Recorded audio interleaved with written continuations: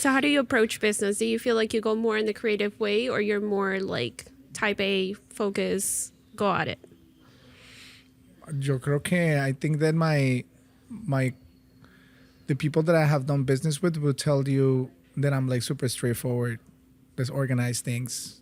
Let's put all the things in the right buckets and move forward. But I feel that I'm not like that. So it's like my own impression of myself is like I'm the creative one, but I'm not. I think that I have been able to surround myself with people that are really creative, and it gives a balance to the thing. You know? Yeah. So I don't know. That's a tough question. I feel that it's just when you love what you do and you're really passionate about it, you don't think about like what is my structure of doing business.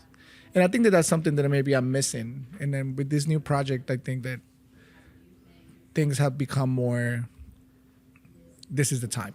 Like, this is the business that it's going to be a legacy business, you know?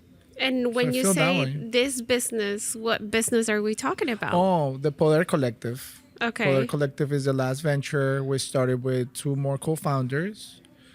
And what we're trying to really do is create a community, an ecosystem of individuals that have never had the opportunity to become effective leaders, right? And nobody has given them the opportunity to get trained, to learn about their own strengths, weaknesses, right? You are able to do this. Like, you could go up in the corporate ladder. Like, you could become a better executive.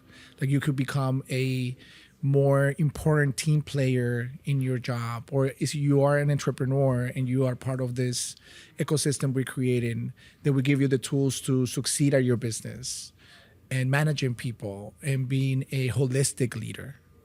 And he has a lot of different things. Yeah. Right? So I think that this specific business that we started this year, 2025, has been maybe one of the best experiences I ever had. Not just because of what we're trying to accomplish with what we're doing, which is a leadership program, but also a conference, but also private, intimate conversations with stakeholders on the leadership landscape. It's just, I feel that our communities of color and our communities in general, a diverse number of communities, needed this space. Yeah. And so I'm also surrounding myself with really talented individuals as part of this ecosystem that we're building. Yeah, I think that's what I liked about Poder, that you guys are approaching it in a very creative way. Yeah. Hence you. It's the not me. question. But you're the creative one. No, yeah, you've told me Juliana. Juliana Faust. Yes, Juliana shout out Faust. to Juliana. Yes. Juliana, it's a unicorn. And if you watching this and you get to Google her, Juliana Faust is maybe one of the most incredible human beings I ever met in my life. Like, really, we clicked, and we also kind of like two trains, dos trenes, right? Like, we have really big personalities because we have led many teams, many organizations in the past. She comes from corporate America, come from, a startup, corporate America, non-for-profit foundations. Like, I've been in the entire ecosystem of businesses, but she is definitely one of the best individuals I ever worked with, and she's amazing. But not just because of what she has done, is the way that she approaches things. I call her the unicorn. She's the unicorn in our company, in our organization. She's just phenomenal. And she's also the coach of the fellowship program. And if you ask all the fellows that we have already graduated, which will be over 30 people by the end of this year, they will all tell you, like, she transformed my life in any way or another. If it was like quitting, we have people who quit their jobs. They're like, this is not what I'm supposed to be doing. And there's other people who got being promoted, and there's other people who have grown their businesses because of her advice and her fellowship program that we have in our ecosystem as Poder Collective. So yeah, Juliana I cannot stop talking. We could have a whole thing. And let's not even get started on Juan. Oh yeah, no, Juan is another person, and shout out to Juan too. Juanito, it's just that glue, right? He is the energy. He is the community. He is the ambassador of our venture in the community, because he's always in the community. So I'm super excited that he's also part of the project, and he's one of the co-founders. And so I think that we all three make a great team. Yes. Yeah, yeah. Okay, so we talked about Juliana, we talked about Juan. Now let's talk about John. Let's yes. talk about John. No, your favorite Somebody subject. else is coming to talk about Yes. Chris, you want to talk about John? Yes, we got to talk about John. I want to Yeah. know how. I mean, give me like a short timeline of like your biggest accomplishments and how it got to Poder. Yeah, no, wow, biggest accomplishments. I mean, from an immigrant who came to the United States with $100 in his pocket. My family was back home in Colombia, right? I moved, or I decided to leave when I was 18. And I called my aunt in New York City, in Queens, New York, and I told her, like, I'm going to the United States. Can you receive me in your house? And she was, yes. She had 2 cousins, Jean Paul and Eduardo, and 2 dogs, Coqui and Junior, and my aunt and myself in an apartment that was a 1-bedroom apartment. It was super Wow. small. So I used to sleep in this, this mattress that you open, un catre in Espanol. I don't know how you say it in English. My God, 25 years here and I don't know how to say it. Well, those beds that you open, right? And I used to sleep there. And so my biggest accomplishment at the beginning of this story is being able to learn the language, being able to have the discipline. The first thing my aunt told me when I came to this country was, you have to learn the language. Everyone speaks Spanish around you, but if you want to be successful in this country, you have to learn the language. And that was something that she drilled to me. So she put me into this program in Jackson Heights in Queens, this English immersion program. And it's funny because I just went to that place like 2 months ago when I was in New York City, and I got in and I went up the stairs and the lady was like, what do you need? You need a program? I was like, no, I actually learned English in this place. And it was funny to get the energy, of that place. But I used to go to class every morning from 8 o'clock in the morning until like 5 o'clock in the afternoon. And I did a fast track. Like I did a lot of the levels really quick. And so that was my biggest milestone at that time. It was like, now I'm going to college. Like I went to a community college called LaGuardia Community College. Shout out to my CUNY people. And that transformed my life. Yeah. I think CUNY was the other milestone. So we go from milestone to milestones. The next one was higher education. That was my American dream. It was not about making money. It was not about sending money back to Colombia. My family was, mid-income. They really didn't need me to really send money back, which was a blessing too. But I think that was the second accomplishment, was higher education. I was able to graduate from my community college with a business administration degree and a concentration in Latin American studies. And then I went into what is called the Harvard of CUNY, right? Baruch College. And I was accepted as a transfer student. And I think that was maybe another accomplishment, was to actually get accepted in one of the most competitive schools at CUNY. And I was able to do that. And through that journey at Baruch, I re-engaged with a friend of mine called Edgar Acero, which was kind of like my shepherd through my process of being a immigrant student who was not born in the United States, who was not really, who was not raised in the United States with Colombian parents. I was by myself. Just my aunt was my mom, was that figure. Yeah. And then I think that Baruch I became a senator of the student government. I became an athlete. I played soccer for 3 years with Baruch. I won many awards as the student athlete of the year for my GPA and my performance.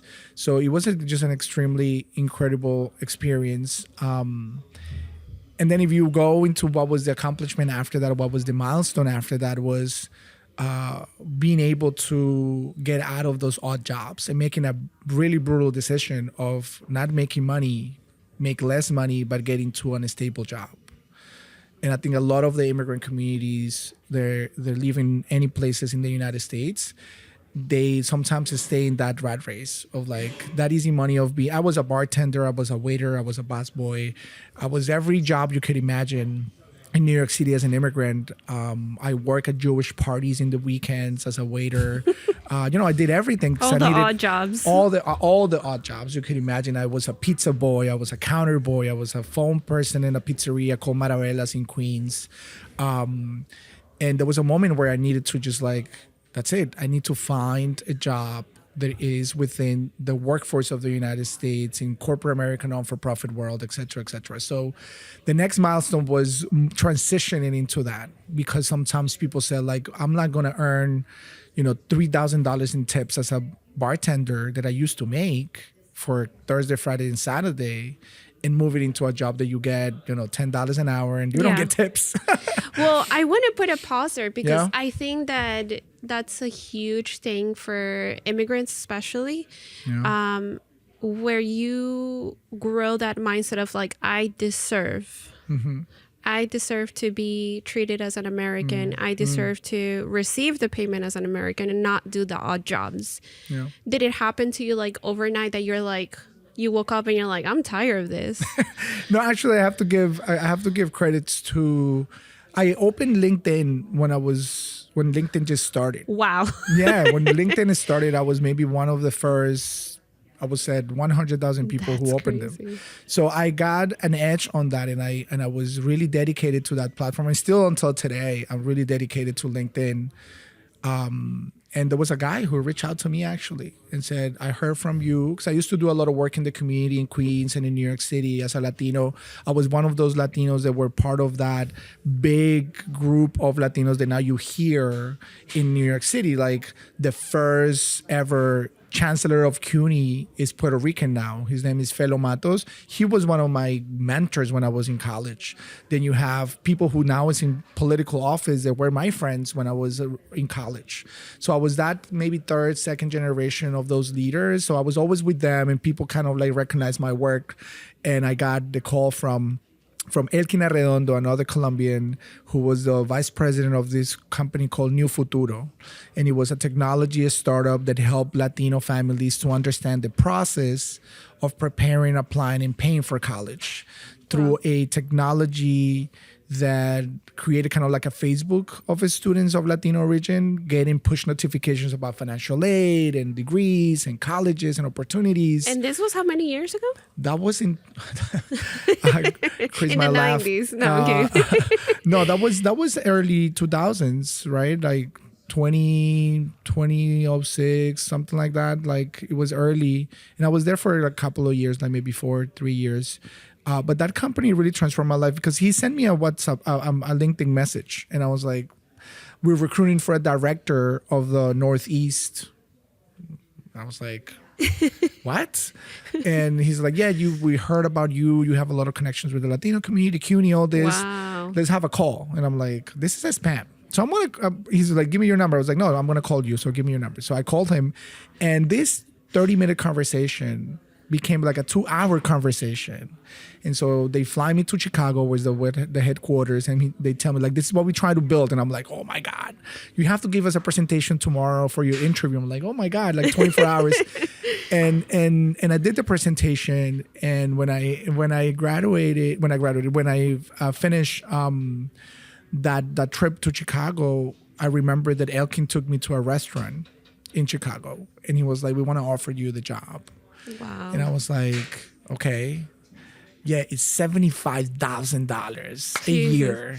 So And I hold was on. like, I was You like, went what? you went from bartender, odd jobs, to director Yeah, of a big corporation like this. a tech company, That's amazing. a startup tech company that I learned everything that I put then after into all the things that I built as an entrepreneur was based on that job. Like I Wow. learned everything because, sometimes people, me being a bartender or a waiter or all these different odd jobs that I had, show me that I was another human being, even when I was a director or a CEO or a co-founder.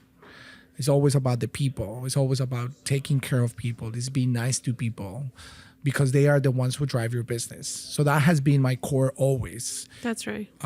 When I was the director of strategic partnerships, I always treated people like, I'm having a relationship with Michelle in this case. And it's not about the business, it's about Michelle and John. The business will come after. but you have to create that bond that they trust you. Yeah. This is John. This is a person you could trust. It's a person who, when he says he's going to do something, he's going to do Yeah. it. That is trustworthy. And I think that that is the biggest asset you could have as an entrepreneur or as a director, as a CEO. Yeah. And so when I transfer into this now being in corporate America, for me, $75,000 at that time was like, what? And benefits and insurance. And I was like blown away. And then I learned that maybe after 3 years of being there, I needed to get even more of that, right? I was like, my price in salary maybe needed to be 100K and up. So that's when I started, like, the next milestone was like, I'm going to get into the higher 100,000s. And I started moving until I made it. And through that process of getting into more and more executive positions at a really early age was that I learned that not a lot of people of color, like Latinos specifically, were in those positions of power. Yeah. And I had a responsibility to be on that table, making decisions for others. And that was something that I always try to remember as I move now, working for a large non-for-profit and being a co-founder of this venture. It's that, you always have to remember that sometimes you're the only one that could see certain things with certain perspectives and other people's don't. Yes. So how you raise your voice and how you include those perspectives in business models or into what we try to build now with Poder, or what I do in my full-time role as Senior Director of Year Up United.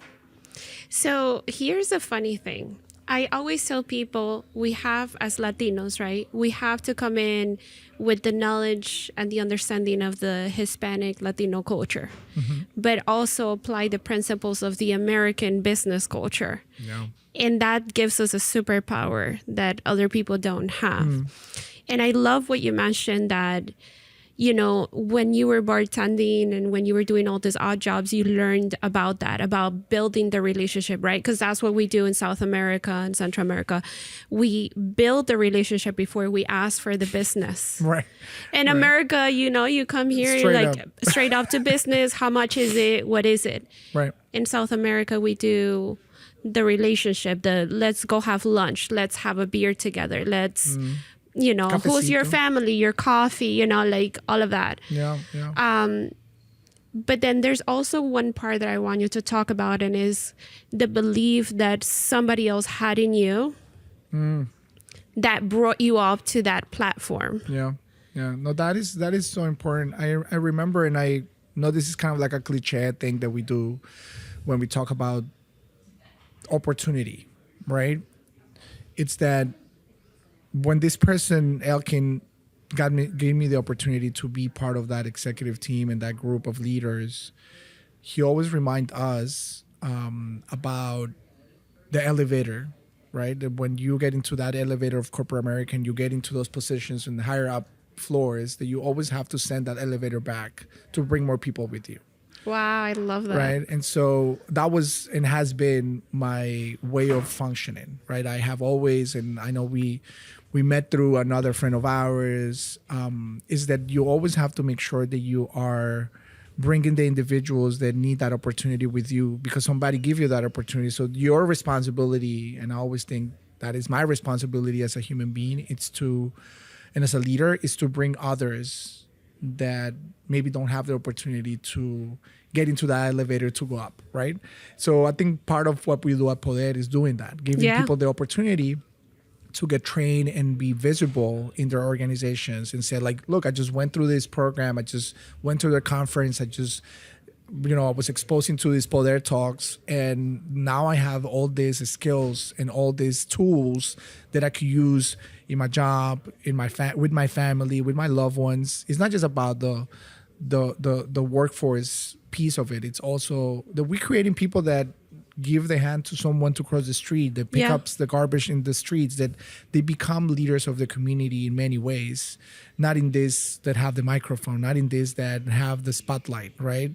I think that sometimes we concentrate too much into that and we don't see the micro ways of being leaders with little things that we do every day. Absolutely. Being kind, saying hello, saying I'm sorry. I think that those are maybe bigger things that sometimes being in the spotlight with a microphone sharing a story. That's gold right there. I think sometimes people see like, like the people that service us and they think, oh, they're lesser than us, or, they have a lower paying job. And then we can see how, things like that make them even greater leaders because they know the power of service. Well, I want to share a little story. I don't know how much time we have left, but when I came here, I told you about my aunt, Cecilia. And if you want to talk about leadership and empathy, I think there is nobody in my life like my aunt.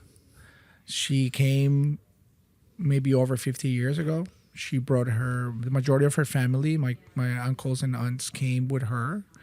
So she gave them the opportunity when the citizenship was like, you pay like $50 and you get your passport, right? There was no lines. There was no process. Yeah. There were the labor that this country needed to be built on what it is now. But she has spent over 40 years working at the same place, at a hotel, making a livable wage, check by check. But her greatness was not that of like getting to become the executive at a hotel. Her greatness was to helping others and elevating others. And I always said, and I had a chapter on a book not too long ago, and in which I talk about my aunt, because I think that she was the biggest impact in my life. She was the one who told me about caring about others. She was the one who taught me about successful is not being an executive, successful is helping others. And that's what I have really done throughout my career. Either started new organizations or new companies or anything that I do, it's helping people. It's not about profit. Profit will come if you do the right things. So when we talk about those individuals that you don't see them as CEOs, executives, but they caring, they take care not just of their own family but others. I mean, I always heard co-workers from my aunt telling me like, "Tu tía es increíble. Your aunt is amazing," and everyone loved her. And she retired, but she still works on the side. Like it's this person who never gets stopped. But my aunt is maybe the biggest leader I have ever seen, and she's not a CEO, which is to our point. Like sometimes those individuals have more impact in people than reading a book from a big leader in our community. And they know more than us. I mean, my goodness, I've learned from my mom, and she was in the cleaning services, and she taught me more about people and customer service and relationships than anybody else. Yeah, for sure. So now that we're talking about, helping others and everything, right? We also have to touch on helping ourselves and how important it is to take care of ourselves before we can help others. And I know you have a big story about that. You're a big advocate about a very special cause, and I want to talk about that. So please tell me the story of how burnout got the best of you. Yeah. And what happened after that. Yeah, it's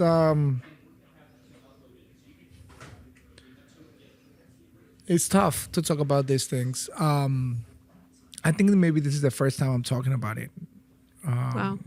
I try to keep it in the back burner. I don't know why. And so many people, it's like, you have to share your story. So I started this year to share it in a collateral way, if you want to call it, like doing workshops with young adults and in universities and try to share my story. But yeah, to your point, I was in this high of being successful and really being at the top of the rock, my rock, right? What I thought it was my Everest was, I was running for office here in Broward County for the school board. Great family. My son was 5 years old. We used to live here in Sunrise, an incredible apartment house. How you call that? An apartment in 2-floor apartment, beautiful place. I mean, everything was fine. I was earning good money. My wife was doing great, and then discover an aneurysm, right? For the ones that don't know what is an aneurysm, it's what is called in the medical terms a ticky bomb in your head. That's it. You don't know you have it. You don't go like you go to the dentist or you go into a checkup every year to, oh, can you check my brain for an aneurysm? Like you don't do that. And it's one of those things that kill a lot of people in the United States, in the world. Like you could be driving and the aneurysm bursts and you're done. Like, or you could have, a heart attack, or you could get actually a lot of collateral damage on your body because of an aneurysm bursting or bleeding.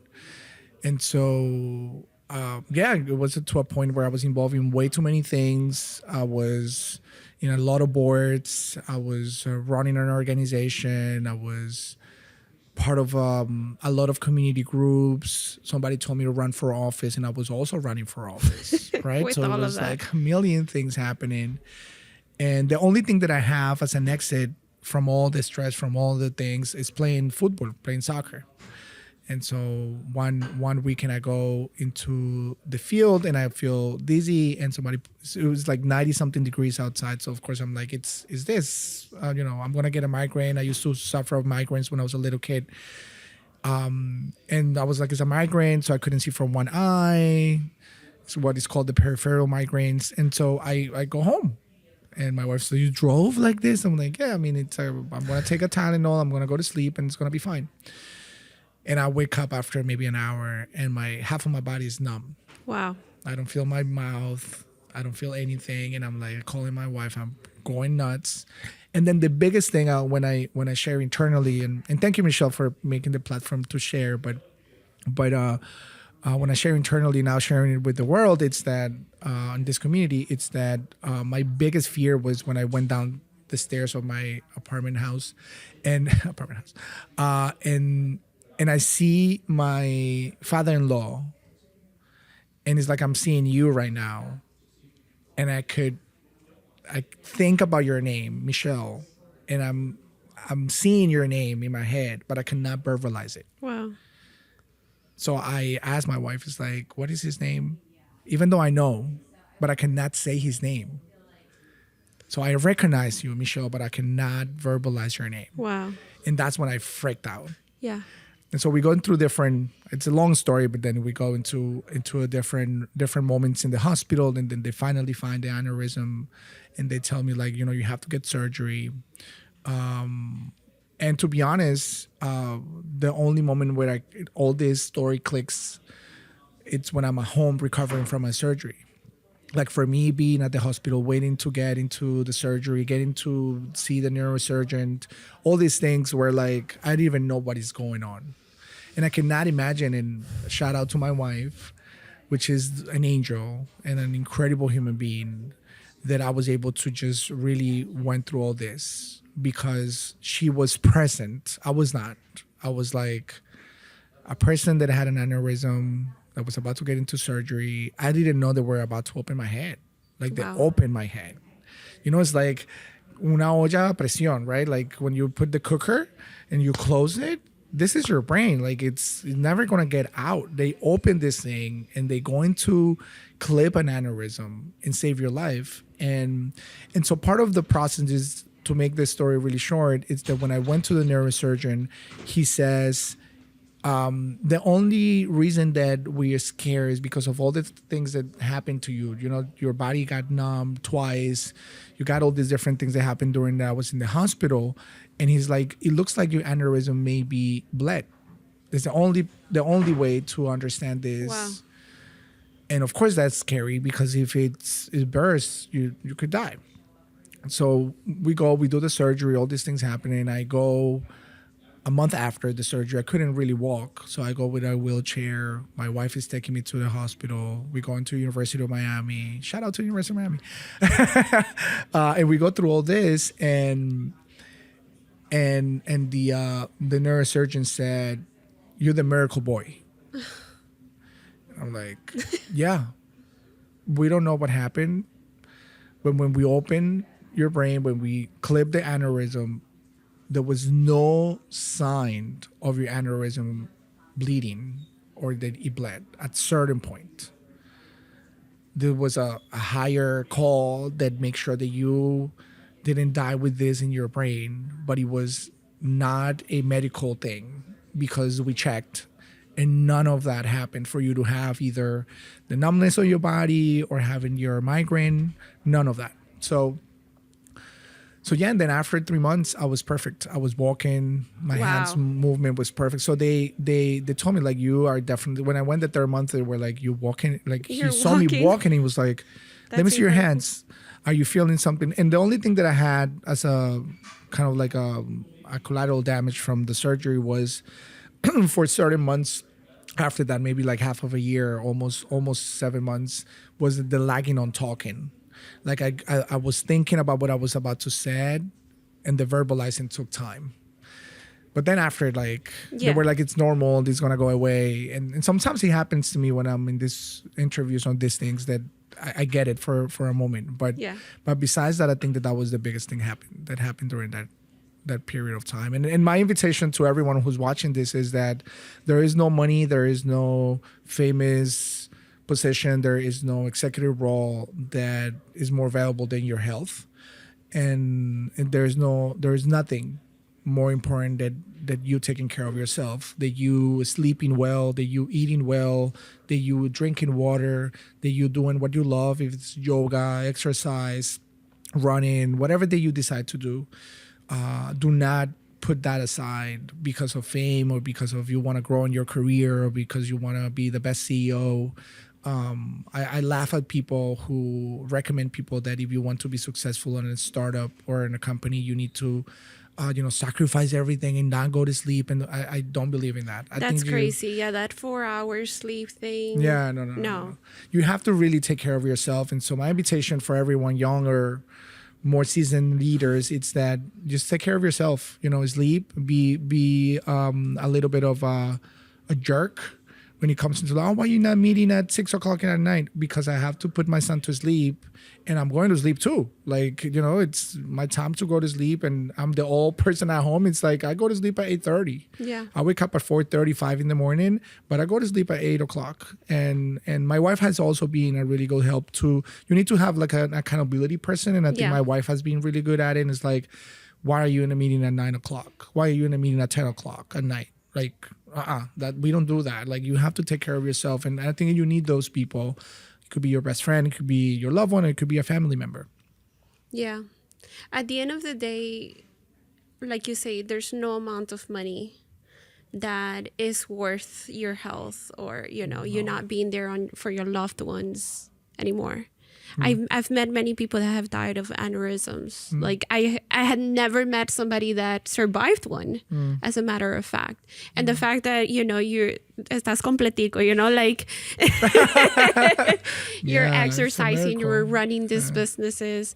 And I think that it goes full circle because you mentioned doing business in a holistic way. Yeah.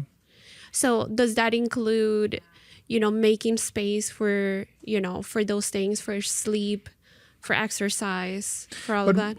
I think more important than that, that is critical, right? Yeah. It's sleeping well, it's hydrating yourself. Like, I always have a bottle of water with me. Like, it doesn't matter. Like, when I don't have water, and it happens with my family, transcend to that. So my son, my wife, we drink water all the time. But I think that when you try to have a healthy community around you as a co-founder or in part of a venture, is that you have to also make sure that the people who work with you and who are around you, helping you to build these things, that they feel the same care. So, for example, in our team meetings, when we have meetings, we don't start with like, okay, let's go to business agenda. Item number 1 is like, let's do a checkup from 1 to 10. How you feeling today? You need to know how these people are coming into the meetings, right? It might be a problem at home. It could be they have kids and they have some issues, or they have someone ill in their families. Like, you need to really understand how you're feeling to come into this meeting. If your energy is 2, maybe you should not be in this meeting, right? You should be taking care of what it is important. The business is going to run without you right now because we are a team, and people need to really understand that. So sometimes when I go into meetings and it's like, agenda item number 1, and there's no like what is happening with our lives before we get into this meeting, for me, that's troubling. And the second thing I would say is that you have to create spaces every year to make sure that people are being vulnerable. And I think that I am the same person when I go to work that I'm the same person when I'm home. And my wife hates it, right? Because I'm the same person. Sometimes it's just I'm structured the way that I'm in the business as I'm at home. And sometimes, my wife's like, oh, you're too structured, no sé qué, la vaina. And then we got the arguments. And I'm like, I can't be the other person. I can't be one person in one place and another person in another place. Yeah. And so I appreciate when people are happy with what they do and then not just filling a seat. They want to be there and it's connected to your life. Like what I do right now is connected to my purpose. And that's what I told you. Like, this is my legacy project. This is what I want to leave Broward with. This is what I want to leave Miami with. This is what I want to leave West Palm Beach with.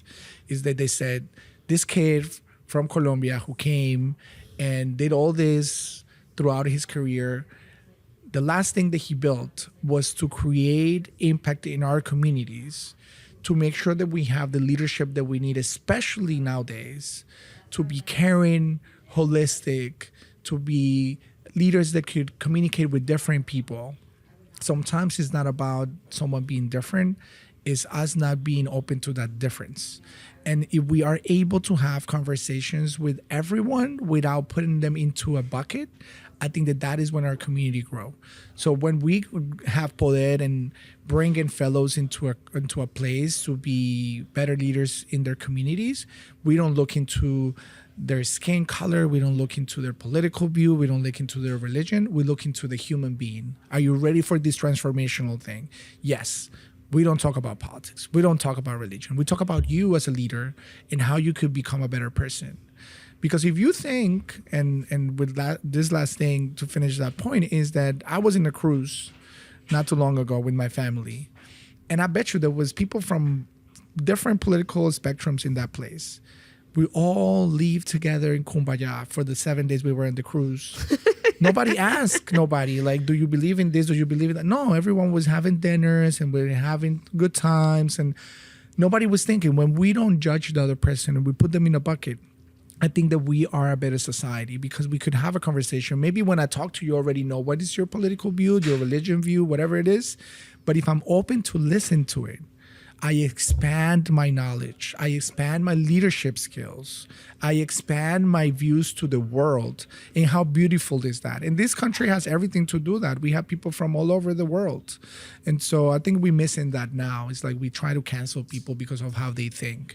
And I think that as leaders now, we have the responsibility, especially us that we come from this new generation of leadership, that we need to really think about how is that we are communicating with others? Are we just canceling out because they believe in something that I don't believe? Or I'm listening to that and incorporating some parts of it into what I am right now? That's amazing. I don't even that could be like a mic drop right there. I want to thank you, and this is the reason why I was interviewing you today, because you mentioned you're the first guy I interviewed. Hey. So more to come. Yay. Yes, more to come. But I think that after we had that first talk and you showed me how open-minded, how much you lean into diversity, right? And giving a platform to everybody and equality. I think that that's amazing. And that should be more in the spaces in corporate America. We should see that more in government, in all the spaces that you're trying to make an impact. So thank you for trying to make an impact in all these places. That boy from, Colombia, the miracle boy from Colombia, and how you're also talking about taking care of yourself.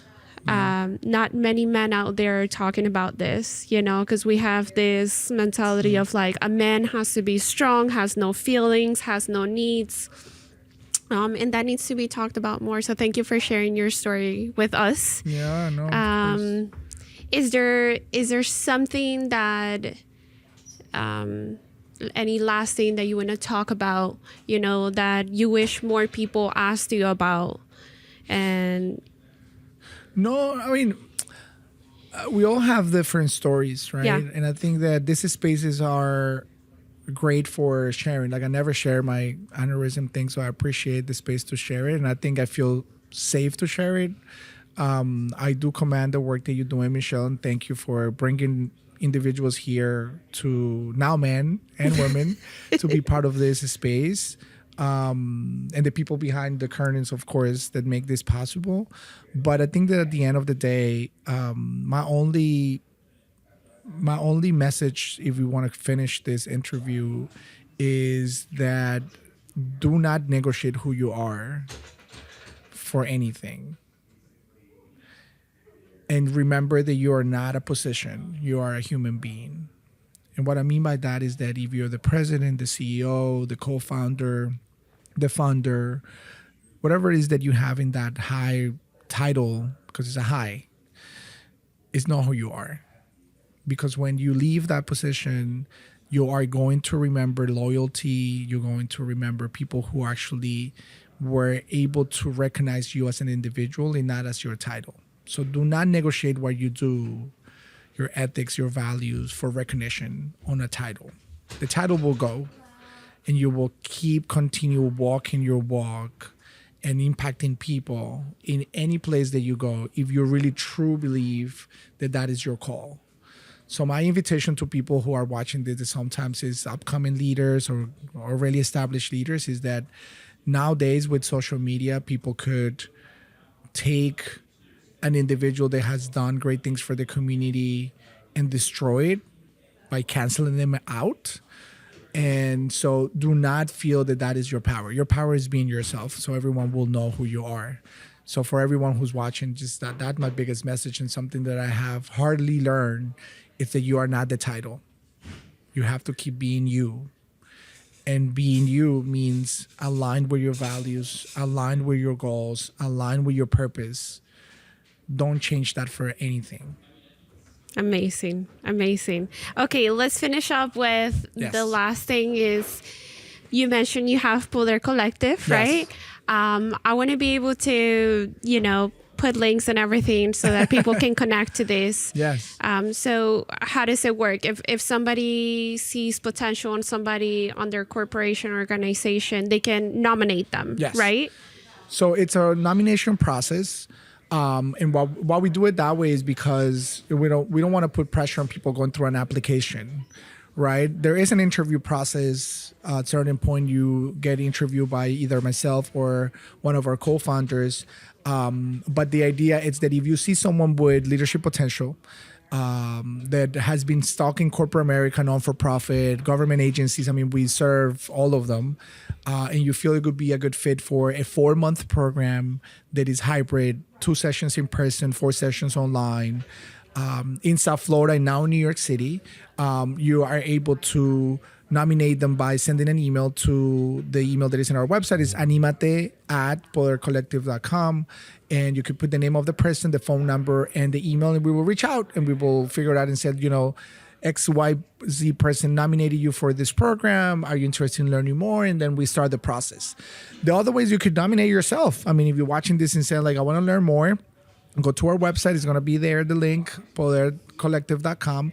And then you learn more about what we do. And you could also nominate yourself. You could, and we have a couple of people out of the 30 plus that we graduated by the end of this year that nominated themselves. They were like, I'm ready for this. I'm going through a transition. I just got out of corporate America and started my business.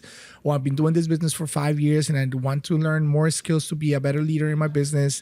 Or I'm an elected official who's nominating someone because I don't want to nominate myself, but I want to nominate someone or somebody in the non-for-profit world who is, seeing that this could be a change maker. We have 22 partners, from corporate America to non-for-profit to government agencies to individuals, that help us on that nomination process. But that's how it works. It's really organic.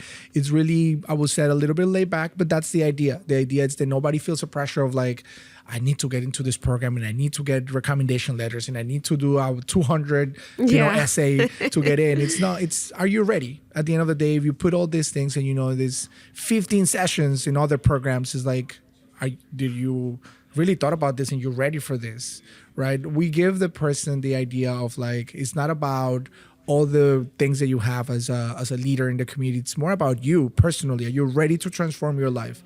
If you aren't, nominate yourself. If you know someone that is ready, that you see grow, or that you see needs that push to grow even more, nominate that person and then tell them. And If you need me to grab coffee with any of you, my social media is going to be there. Send me a DM. I'm more than happy to grab coffee and tell you more about the program. Awesome. Thank you so much, John. No, all the you, best Michelle. for Poder and many, many more states to come, right? Yes, many, many more states. For now, New York. Wonderful. Okay. Thank Awesome. you. Thank you.